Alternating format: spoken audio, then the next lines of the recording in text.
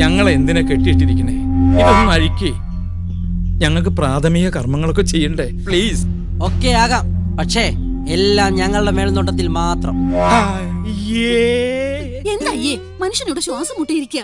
ദേവസ്വന് പോണ്ടെങ്കിൽ പോണ്ട, ഞങ്ങൾക്ക് പോണം. എനിക്ക് പോണം. എനിക്കും പോണം. ഇന്ന് ടോയ്ലറ്റിൽ ഒരു ഇടിയാവും. ഇപ്പൊ സമയം 6:35.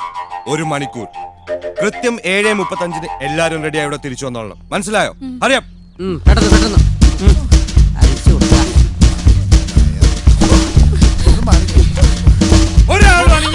എന്താ എനിക്ക് ആദ്യം പോണം. മമ്മി പെട്ടെന്ന് ബാത്റൂമിൽ പോയി. കഷ്ടം.